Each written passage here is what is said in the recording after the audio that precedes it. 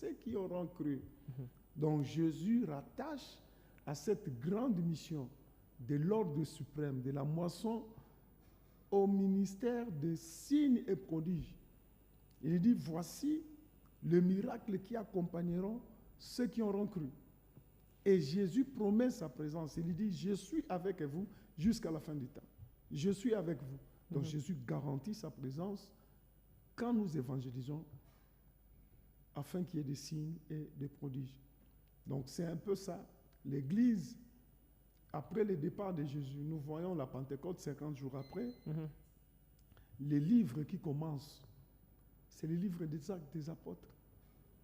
Les actes là c'est quoi? C'est-à-dire la vie du surnaturel a commencé. Donc la vie des apôtres. Oui, la vie du surnaturel a commencé. La vie où le surnaturel était palpable, les miracles étaient palpables, les prodiges étaient palpables. Peut-être quand nous parlons des signes et prodiges, quelqu'un peut se demander, un miracle c'est quoi? Un signe c'est quoi? Un prodige c'est quoi? Tout à fait, oui. En fait, un prodige c'est un événement surprenant qui arrive contre les cours ordinaires des choses. C'est un événement surprenant. C'est un acte, c'est un miracle. C'est quelque chose qui arrive qui est au-dessus de tout entendement humain, qui est au-dessus de toutes les lois naturelles. En fait, l'Église, après la Pentecôte, a pris cette allure-là d'évangéliser, mais l'évangélisation était accompagnée par des signes et des prodiges. Comme effet immédiat, la Bible dit que les gens se multipliaient. Les gens se multipliaient. Et Dieu faisait beaucoup de miracles par les mains des apôtres. Donc, les signes et prodiges sont des instruments par lesquels Dieu également attire. Nous voyons dans les livres des Actes, je vais vous lire un verset. Peut-être les gens, dans Actes 2, ils ne lisent que l'histoire de la chambre haute, mais Pierre a dit des choses très importantes.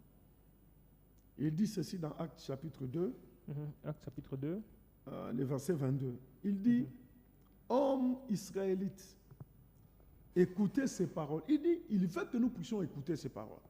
Écoutez ces paroles, même vous là qui nous suivez, écoutez ces paroles. Jésus de Nazareth, cet homme à qui Dieu a rendu témoignage devant vous par les miracles, le prodige et les signes qu'il a opérés par lui au milieu de vous, comme vous le savez vous-même. Jésus, Dieu a rendu témoignage de Jésus devant nous comment? Comment? Mais ce n'est pas le miracle. Par le miracle, oui. Par les prodiges et par les signes.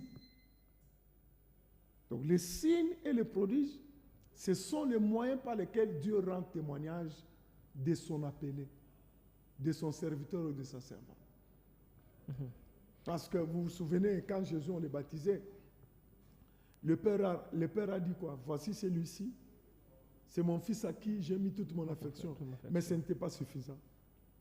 Ce n'était pas suffisant. Donc l'Église de ces temps de la fin, l'impact de l'Évangile, marche avec les signes et prodiges. Est-ce que les deux peuvent marcher ensemble? Vous dites? Les deux actuellement peuvent marcher ensemble. Mais je vous dis, ça a toujours marché ensemble. Jésus, lui-même, Jésus. J'ai pris l'exemple de Jésus. Il a prêché la parole.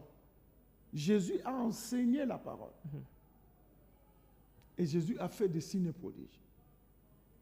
Et ce même Jésus-là, il nous dit dans Jean chapitre 14, le 12e verset, il dit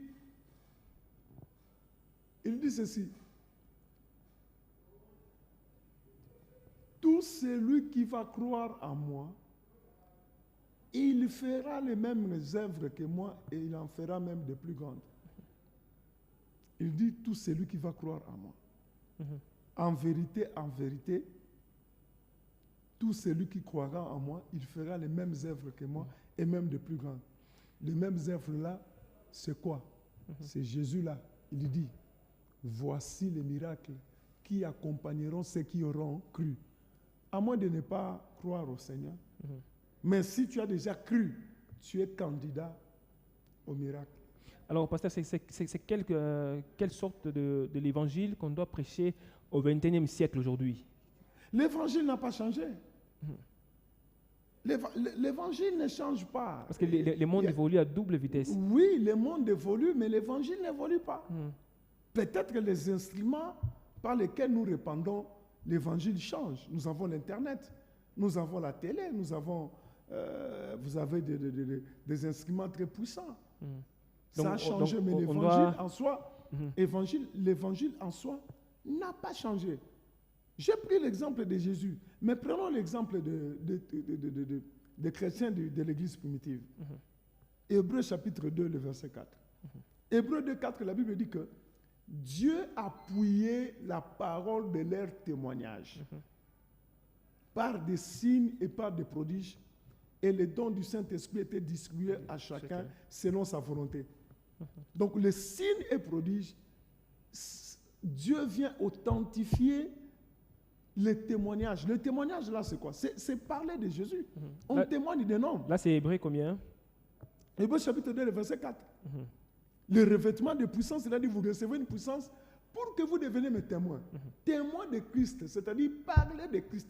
Pas parler de ses voyages, pas parler de ses habits, pas parler de ses diplômes, mais parler de Christ. Quand vous parlez de Christ, vous témoignez de Christ au monde entier. Vous savez pourquoi Jésus ne rentre pas? Moi, je vois les chrétiens, pendant les confinements, je vis des chrétiens voir des audios. Non, j'ai prié, oh, j'étais à la montagne, Dieu m'a dit, maintenant Jésus est à la porte, oh, j'ai une révélation, j'ai vu les gens pleurer, oh, je l'ai vu, il est là. Tout ça, c'est faux. Tout ça, c'est faux. Parce que toute prophétie doit être examinée à la lumière de la parole de Tout Dieu. à fait. Amen. Que dit la parole? Jésus a dit qu'il y aura des guerres. Est-ce que les guerres ont commencé aujourd'hui? Non, ça a commencé longtemps. La Bible dit qu'on vous haïra de gauche à droite. Mais le plus grand signe du retour de Jésus, Jésus dit, quand cette parole sera prêchée, quand cette parole sera prêchée dans le monde entier, alors viendra la fin. Si la parole n'est pas prêchée, dans le monde entier, la fin ne viendra pas. Est-ce qu'il y a des chrétiens en Afghanistan? Avec les talibans là, est-ce que toi tu connais des chrétiens là en Afghanistan? Il n'y en a pas. Il n'y a pas de chrétiens là-bas. Il y a encore des contrées où quand vous parlez de Jésus, on vous tue. On vous tue. Vous êtes lapidés, vous êtes condamnés à mort. Alors Jésus a dit quelque chose de très important. Il dit que le Fils de l'homme est venu pour chercher et pour sauver les perdus. Il a dit, si vous voyez qu'il n'y a qu'une seule perdue qui est perdue, laissez les 99 aller chercher les perdus. Parce que les 99 n'ont plus besoin de repentance. Vous voyez qu'on fait des conférences, on fait des conventions, rien que pour des gens qui ont cru pendant 20 ans, 30 ans, 15 ans. Ce sont les 99. La Bible dit qu'ils n'ont plus besoin de repentance. Allez chercher les perdus. Quel est le budget des églises pour l'évangélisation?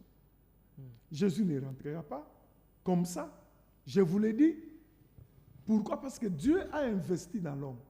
Si Jésus rentrait aujourd'hui, ça serait catastrophique. Alors, depuis son départ, il ne fait que préparer les demeures. Hein. Oui. La Bible dit quand une âme se convertit, se répand, il y a la joie au ciel. Il n'y a pas la joie au ciel quand les églises construisent les écoles. C'est bien beau que nous ayons des écoles chrétiennes, des polycliniques chrétiennes. Quand on bâtit des temples, c'est bien. Mais le ciel est dans la joie quand une seule âme Et sauvé. est sauvée.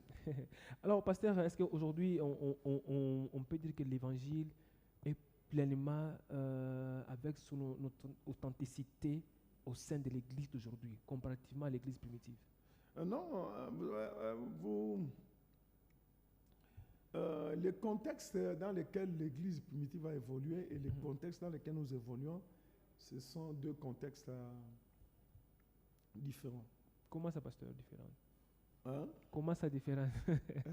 Parce que vous m'avez dit que l'évangile ne change pas. Oui, j'ai dit que je parle de contexte. Oui, contexte, oui. Les contextes ont changé, Oui. mais l'évangile ne peut pas changer. Nous devons garder l'évangile tel qu'il a été annoncé. Même Paul lui dit que quand un autre ange viendra, vous donnerez notre évangile, vous prêcherez notre évangile, il soit anathème. Donc l'évangile n'évolue pas, sauf que dans l'église primitive, les chrétiens n'étaient pas restés dans les temples. Quand ils ont été revêtus de la puissance, ils sont sortis avec l'évangile en dehors de l'église. Vous voyez diacre Philippe, qui est parti à Samarie. Il a prêché Christ, la Bible dit, il prêcha Christ. Beaucoup. La Bible dit, les esprits impurs sortaient des gens, les paralytiques marchaient, les boiteux marchaient, les aveugles ont vu, les sourds ont entendu. C'est dans Actes chapitre 8. Il y prêcha Christ. D'abord, il prêcha Christ et Dieu est venu confirmer sa parole par des signes et prodiges. Et la Bible dit Samarie. Auparavant, il y avait un homme, Simon le magicien, qui épatait les gens de plus grands aux plus petits. Il les épatait. Mais la puissance qu'avait Philippe était supérieure. Les magiciens peuvent faire les marabouts aussi peuvent également le produire. Mais la puissance de Jésus, la puissance du Saint-Esprit, c'est la haute puissance, c'est un esprit supérieur. Lui-même a cru. Simon le magicien ne peut jamais croire si on ne prêche pas l'évangile. Et la Bible dit, toutes les foules qui étaient derrière Simon le magicien, il y a eu maintenant transfert de foules. Ces foules-là sont parties derrière Philippe. Donc, la seule manière de peupler le royaume du diable et vers amener les gens vers le royaume des cieux, c'est prêcher Christ, mais également avec des signes et prodiges. C'est pourquoi Paul dit que ma prédication et ma parole ne consistaient pas sur le discours persuasif de la sagesse, mais sur une démonstration d'esprit et de puissance. Et il ajoute toujours dans Actes, il dit que j'ai amené les païens à l'obéissance. J'ai amené les païens à l'obéissance par des signes et par des prodiges. Je peux ajouter un texte là, vous allez voir, toujours dans Actes chapitre 15, Acte chapitre 15.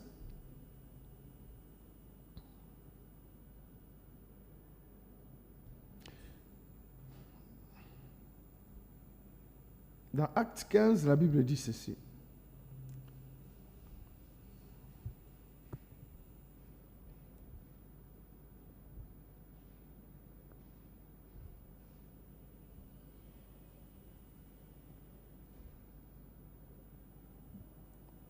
Alors, c'est l'apôtre Paul est en train de dire dans Acte 15, le 12e verset. La Bible dit, toute l'assemblée gardant le silence, et l'on écouta Barnabas et Paul, qui racontèrent tous les miracles et les prodiges que Dieu avait fait par eux au milieu des païens. Toute l'assemblée a écouté Barnabas et Paul. Vous savez que Barnabas était un prophète. Barnabas était un docteur. Et la Bible dit, ils ont rencontré tous les miracles et les prodiges que Dieu avait fait par eux. La Bible ajoute que Dieu faisait des miracles extraordinaires par les mains de Paul. L'évangile et les signes, c'est comme l'eau et le sang dans le corps humain. On ne peut pas les séparer. On ne peut pas dire, nous, c'est seulement la parole. Le plus grand miracle, c'est se convertir. Mais comment le contexte est différent, pasteur? Donc c'est par rapport à... Non. Quand je dis le contexte est différent, c'est par rapport... vous savez, la technologie. Quand je parlais de ça, c'était sur le plan technologique, par exemple. La technologie qui... de ce temps-là, ce n'est pas la technologie que nous avons aujourd'hui. L'évangile n'a pas changé. Sauf qu'aujourd'hui, nous avons d'autres moyens. Aujourd'hui, nous avons d'autres moyens pour prêcher l'évangile à une grande vitesse. On peut prêcher par des croisades, on peut prêcher par Internet. Chacun peut annoncer l'évangile là où il travaille. On peut prêcher l'évangile sur les réseaux sociaux. Donc quand on dit allez et faites de toutes les nations des disciples, c'est la seule manière de se multiplier. Donc chacun dans son domaine. Si tu es étudiant, c'est quand tu vas au campus, tu prêches l'évangile. Mais moi, je prends pour un évangile de ces temps de la fin, qui est comme l'évangile de l'église primitive, accompagné de signes et de prodiges. La Bible dit, voici les miracles qui accompagneront ceux qui auront cru. C'est une promesse qui concerne tout le monde. Bien sûr, je n'en disconviens pas. Il y a des gens qui ont reçu les dons de puissance, c'est-à-dire les dons de foi, les dons de miracles et les dons de guérison. Mais l'évangile, quand vous avez vu Renard Bonke prêcher, quand vous avez vu Peter Piterius prêcher, quand vous avez vu Idaosa prêcher, quand vous avez vu Heidi Nabala prêcher, parce que le miracle change l'incrédulité. La seule manière de prouver que Dieu est vivant, ce n'est pas le miracle. Il n'y a pas une autre voie. Quand vous allez dans Josué 3, 5, Dieu dit, aujourd'hui vous saurez que le Dieu vivant est au milieu de vous. Quand vous allez voir le signe des prodiges. Quand vous allez voir le signe des prodiges. Un chemin sous le Jourdain. Dieu a quitté avec son peuple de l'Égypte jusque devant la mer, jusque devant le Jourdain. Et devant le Jourdain, on va la traverser. Dieu dit, vous saurez que le Dieu vivant est au milieu de vous. C'est quand vous allez voir le Jourdain se séparer en deux. La seule manière de prouver que Dieu est vivant, ce n'est pas des signes et prodiges. Ce sont des appâts. Vous comprenez? Ce sont des appâts qui attirent. Maintenant, quand ça va attirer, les gens vont venir. On va les rasseoir avec la parole de Dieu dans l'église. Alors, pasteur, aujourd'hui, on a remarqué, aujourd'hui, on a vu que l'évangile a perdu sa puissance dans nos églises. L'évangile n'a plus de l'impact. Mais l'évangile n'est pas accompagné par des prodiges. L'évangile ne peut pas perdre sa puissance. Oui. Dans l'église actuelle, quand vous lisez... L'évangile a toujours... Paul, il dit que... c'est l'apôtre Paul qui est en train de dire que l'évangile est une puissance pour ceux-là qui ont cru. Ce sont des instruments que Dieu utilise. Vous savez, le plus grand ennemi du miracle, des signes et prodiges, c'est qui? C'est l'homme de Dieu lui-même. Là où les miracles, les signes et prodiges sont critiqués. La Bible, nous venons de lire que Paul et Barnabas ont parlé à l'assemblée de ce que Dieu a fait avec eux.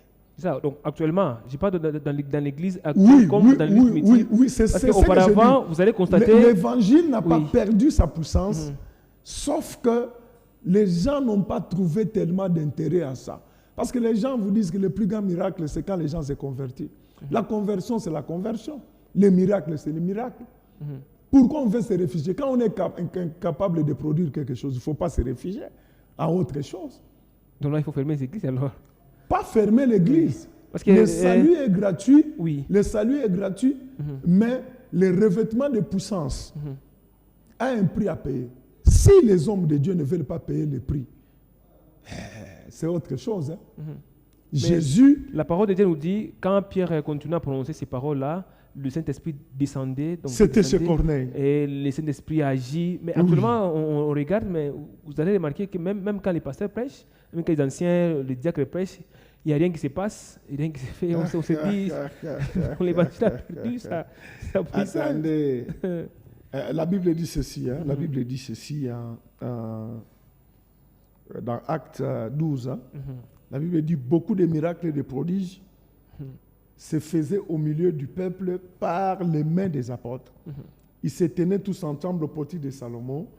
Et puis, la Bible dit le nombre de ceux qui croyaient au Seigneur, hommes et femmes, augmentait de plus en plus. Amen. Les miracles amènent l'augmentation rapide. Pas c'est sur le surnaturel. L'augmentation, la Bible dit en sorte qu'on a porté les malades dans les rues et qu'on les plaçait sur les lits et les couchettes afin que lorsque Pierre passerait, son ombre au moins couvrit quelqu'un d'eux. Et la multitude, la Bible dit, la multitude accourait aussi des villes voisines à Jérusalem, amenant des malades, les gens tourmentés par des esprits impurs. Écoutez. Mais ce n'est pas le cas aujourd'hui. Il y en a. Il y a encore, Dieu a un reste. Il y a des gens qui le font, mais peut-être qui n'ont pas la visibilité. Il y a des gens qui le font. Vous savez, on a arrêté les disciples. On les a jetés en prison. Quelle était leur prière? Quand on les a jetés en prison, un ange est venu les libérer. Après la délivrance par l'ange, la délivrance que Dieu a opérée par son ange, quelle était la prière des apôtres, des disciples? Qu'est-ce qu'ils ont dit? Ils ont dit Dieu. Parce qu'ils étaient menacés par les Sanhédrins. Ils ont dit Dieu, nous voulons les requêtes. Ils ont demandé seulement 3 choses. Ils ont dit Dieu, donne-nous de prêcher la parole avec une pleine assurance. Prêcher la parole avec une pleine assurance. Et tends ta main, vois leurs menaces, et tends ta main, et permets qu'il se fasse entre nos mains des signes, des prodiges et des miracles. Donc, par rapport aux menaces du Sanhédrin, ils ont demandé de prêcher la parole avec assurance et que Dieu étende sa main et qu'il fasse encore des signes et des prodiges. Donc, ils n'ont pas lié le diable. Ils ont dit, nous voulons prêcher la parole avec assurance, mais Dieu étend ta main par des signes et des prodiges. Parce que les signes et les prodiges font finir des contestations. Vous savez, je vais vous dire quelque chose. Jésus, quand nous allons dans Jean chapitre 2, quand nous lisons dans Jean chapitre 2, nous sommes aux noces de Cana. Jésus avait déjà fait le recrutement de ses disciples. Mais c'est quand Jésus a changé l'eau en vin. La Bible dit, il changea l'eau en vin. C'est ainsi que la Bible dit, c'est ainsi que Jésus opéra son premier miracle. Il manifesta sa gloire et ses disciples crurent à lui. Donc ses disciples marchaient avec lui, mais ne croyaient pas en lui. C'est quand Jésus a opéré son premier miracle qu'il a manifesté la gloire. C'est en ce moment-là que ses disciples ont cru en lui. Quand Moïse a fait des signes et prodiges, la Bible dit que le peuple crut à l'Éternel et le peuple crut à Moïse. Donc, la génération de la transfiguration, Moïse, Élie, Jésus. La Bible dit que Jésus était un prophète puissant en parole et en œuvre. Oh, yaka, yabasha. La Bible dit que Moïse était puissant en parole devant Dieu et devant les hommes. Donc ces trois-là, Élie, un homme du surnaturel. Moïse, un homme du surnaturel. Jésus, un homme du surnaturel. Donc on ne peut pas dissocier l'évangile et les signes et prodiges. Il ne faut pas interdire aux gens d'aller acheter de l'eau. Vous les interdisez, mais qu'est-ce que vous produisez vous-même? Est-ce que quelqu'un va accepter de mourir avec la maladie? Donc non. Est-ce que quelqu'un va accepter par faute des miens? On dit toujours que par faute des miens. C'est ainsi que vous avez des gens à gauche et à droite. N'allez pas à la Rouachi, n'allez pas là-bas à Kafoubou, n'allez pas. Mais là où ils sont, qu'est-ce qu'il y a? Qu'est-ce qu'on manifeste? Les malades, les gens qui ont le sida, ils sont toujours là. Les gens qui ont le cancer, ils sont toujours là. C'est ça, donc l'évangile n'a pas la puissance. Non, l'évangile a la puissance, ce sont les instruments. Ce sont les instruments par lesquels l'évangile la passe qui ne manifestent pas la puissance là. Parce que l'évangile a été changé. Non, Philippe n'était pas pasteur, il a manifesté la puissance. Vous savez, Jésus, la plus grande chose, quand Jésus a quitté le désert, après s'être baptisé, 40 jours dans le désert, Jésus cherchait une seule chose, les revêtements de puissance. Les revêtements de puissance, parce qu'il n'y a que la puissance qui peut répondre à la puissance. Le mystique ici travaille chaque jour. C'est pour être puissant. C'est pour être puissant. Dieu nous a donné une puissance l'infinie grandeur de sa puissance. C'est pour cela que Paul il dit que j'aimerais que Dieu illumine les yeux de vos cœurs pour que vous sachiez quelle est envers nous qui croyons l'infinie grandeur de sa puissance, se manifestant avec efficacité par la vertu de sa force. Le seul ennemi des miracles, c'est seulement l'incrédulité. Jésus n'a pas produit de miracles dans d'autres lieux.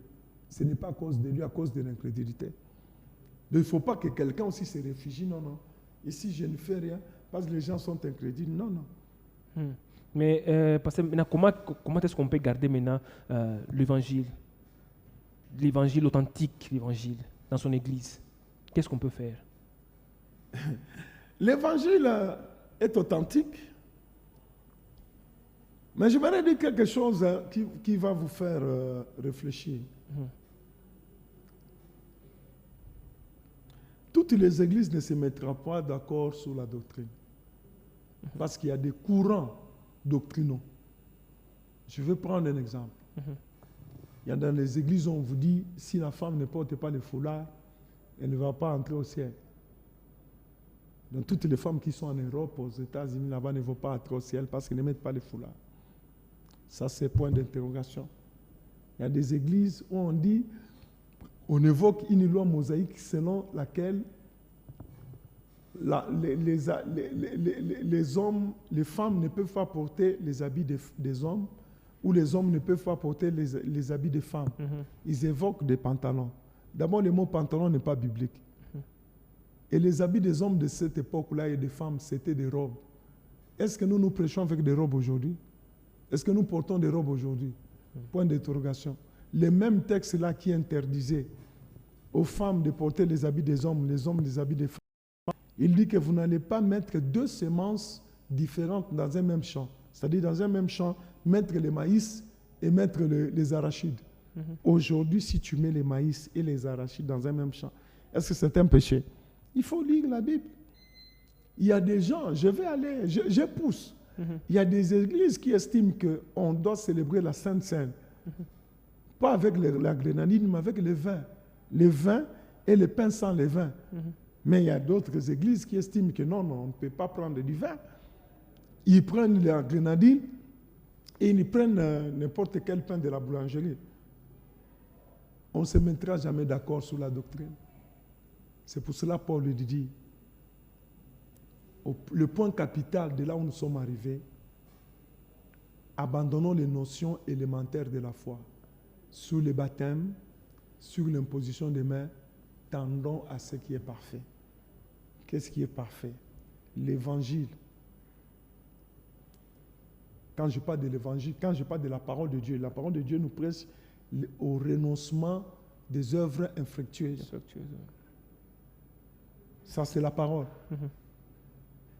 Mais quand moi, je parlais plus dans cette émission de l'évangile, ici, moi, je parlais beaucoup plus de la manière d'évangéliser, de la manière de présenter Christ.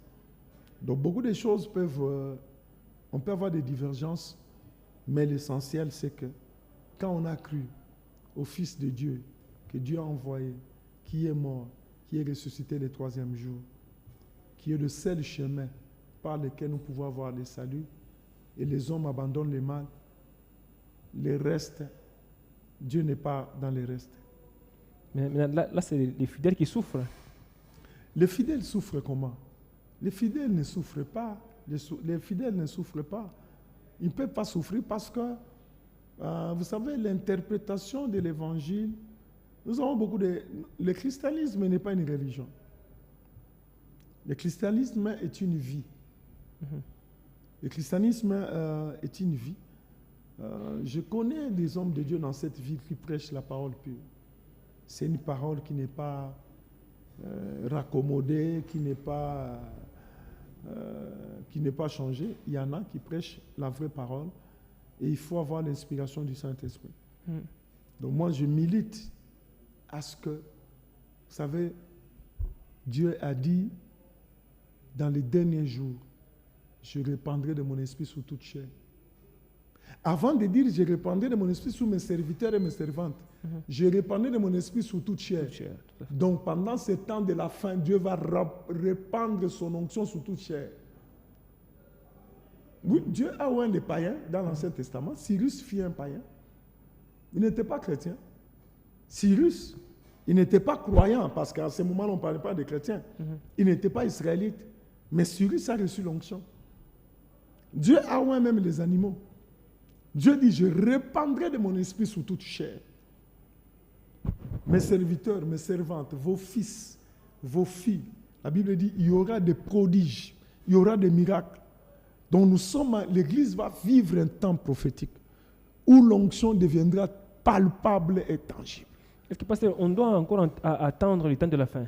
Est-ce que ce n'est pas ce temps ici où Dieu a répandu son esprit? Donc, il y a encore un temps où on doit patienter pour avoir cet esprit-là. Non. Ou bien l'esprit déjà répandu? La Bible dit que dans les derniers jours, je répandrai. Il a commencé l'action quand? Écoutez, il y a 2000 ans déjà, l'esprit a été répandu. Il a commencé à la Pentecôte. Mais même la Pentecôte, là, c'était les derniers jours. Oui, c'est ça. Donc là, mais nous sommes toujours ça dans continue les... dans la continuité. Nous sommes toujours dans les derniers jours. Maintenant, nous. Maintenant, parce que Paul, à son époque, il disait que le salut maintenant est plus proche de nous que comme nous avons cru. Maintenant, la génération ici, ça je vous dis prophétiquement, moi je suis un prophète. La génération ici, tous les stocks d'onction, de puissance et de nioué, Dieu va répandre à cette génération ici. Vous allez voir des choses que Paul n'a pas accomplies. Vous allez voir des signes que les pierres n'ont pas accomplis. Donc vous allez voir des choses terribles parce que le monde également est en train de préparer la venue de l'Antéchrist. Le monde est en train de préparer la venue de l'Antéchrist. Donc après l'enlèvement, le Saint-Esprit ne sera plus sous la terre. Si le Saint-Esprit est encore là, c'est parce que l'Église n'est pas encore enlevée. Mais j'aimerais vous dire, Dieu dit ceci dans Zacharie chapitre 10. Il dit, je vous enverrai la pluie de la première et la pluie de l'arrière-saison. La pluie de l'arrière-saison est en train de venir. Dieu va oindre les gens. Même les enfants de l'écodim ici vont commencer à donner des paroles de connaissance dans les écoles. Des prophéties dans les écoles. La guérison sera tangible. Donc, il y a une gloire. L'Église va entrer dans une gloire jusqu'à ce que Jésus vienne. Amen. Vous allez vivre le surnaturel Amen. à un niveau que vous n'avez jamais vu. Nous allons opérer plus que les pauvres. Amen. Oh, Rabakayasha. Moi, je connais un homme, Shambak. Lui, nous n'avons pas vu les pierres faire pousser les estropiés. La création des membranes. Il y a des miracles qu'on appelle la création des membranes. Donc, quelqu'un qui manque un membrane là, on crée la membrane. On crée ça. On crée oui, la puissance de l'évangile. Oui, la puissance de l'évangile. Je connais un homme de Dieu, certains Nigériens, Charles Ndifon. Charles Ndifon a déjà ressuscité plus de 50 morts. Est-ce que Paul a ressuscité plus de 50 morts? Charles Ndifon, va sur Internet, fais seulement Charles Ndifon, tu vas voir. Un homme du surnaturel, Alexei. Je suis humble. Paul parlait de lui. Même les miracles que j'ai vus dans mon ministère, c'est seulement parce qu'on ne veut pas médiatiser. Pour ne pas donner la gloire à un homme, nous voulons que toute la gloire soit à Jésus. Amen. C'est tout ça. Amen. Est-ce qu'aujourd'hui les miracles de résurrection n'existent pas? J'ai déjà vu un mort ressuscité dans mon ministère, à la Rocher. Un mort ressuscité, quelqu'un rentré à la vie. Alors, pasteur, puisque nous entendons déjà à la fin de notre magazine, un mot de la fin. Tu sais que nous avons une grande croisade. Une grande croisade où les gens vont voir la main de Dieu du 3 au 4 au terrain de foot Ngaringaz ici. Vous connaissez Delaloano. Vous descendez vous êtes à Ewabora, vous descendez avec Delaloano. Au début de Kigoma, il y a le terrain de foot de Ngaringaz. C'est samedi le 3 et le 4 septembre. Mungu Tashuka. Jésus est le même hier, aujourd'hui, éternellement. N'accepte pas d'être enterré par cette maladie-là. Tu as le sida, tu as le cancer, l'hémorroïde, l'hépatite, hernie discale, mambo ma sucre, ma diabète, moi c'est prostate. Jésus est le même. Moi, je ne suis qu'un homme. Je n'ai aucune capacité. C'est Jésus qui est le faiseur de miracles. Il guérit. Les 3 et les 4. Mungu atashuka. Alors, Naba pasteur, suki batamubamba. un conseil à tous ceux-là qui vous suivent à cet instant, qui vous regardent, à ceux-là qui ont déjà perdu le pédale dans la foi, à ceux-là qui ont déjà perdu l'évangile de Dieu, l'évangile de Christ. Quel est les conseils que vous pouvez donner? Oh, il faut rentrer. Même Jésus lui-même, même Dieu dans l'Ancien Testament, il disait à cause de l'alliance, même si je fouettais, je châtiais mon peuple,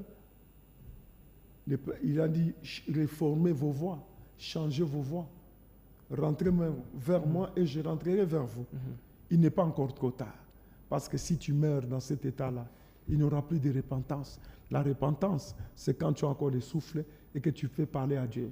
Il ne faut pas se décourager. Il y a des gens qui ont des problèmes dans des foyers, des problèmes de travail, tout ça. Jésus est la solution à votre problème. Pendant que tu es en train de me suivre, que la main de Dieu, je vais prier. Tu me permets, je vois des femmes, je vois quelques femmes là qui ont des problèmes de cancer des seins. Les cancers des seins, Dieu est en train de les guérir. Dieu est en train de donner des disques, de nouveaux disques. Il y a des gens qui souffrent, qui ont des problèmes dans les colonnes vertébrales. Je vois quelqu'un là qui a des problèmes d'intestin. Sa jambe a gonflé. Dieu est en train de te guérir. Il y a quelqu'un qui est en train de me suivre, qui est dans un pavillon d'un hôpital de la place. Je ne veux pas faire la publicité de l'hôpital, mais tu es en train de me suivre. Sache que Dieu te guérit. Tu es restauré, tu vas encore marcher. Tu vas encore retourner ta famille. Enlève les soucis. Il y a les signes prodiges. La gloire, il y a des ministres, des serviteurs et des servantes qui me suivent. Le surnaturel va accompagner votre ministère. Amen. À dater d'aujourd'hui, quand vous parlerez, sans forcer, vous allez voir la démonstration de puissance vous accompagner. Vous allez voir dans l'invisible. Vous allez voir les paralytiques marcher. Les sourds vont entendre. Vous allez le voir. Je bénis quelqu'un. Je bénis ta vie. Que tu marches dans le succès, dans la réussite. Au nom de Jésus. Amen. Amen. Merci beaucoup, pasteur. Merci pour votre temps. C'est à moi de pouvoir vous remercier. Amen. Nous sommes dispo. Nous allons, après les 3 et les 4 en Garengas, nous viendrons encore. S'il y a des questions, on viendra répondre aux questions. Mais c'est lui, Jésus a dit à quand Jean-Baptiste a douté que c'est Jésus qui était le Messie. Quelle était la réponse de Jésus? Les morts ressuscitent, les aveugles voient, les sourds entendent. Allez dire ça à Jean-Baptiste. Amen. Merci beaucoup. On se voit à la prochaine. L'émission ici aura beaucoup de réactions. Oui, c'est ça.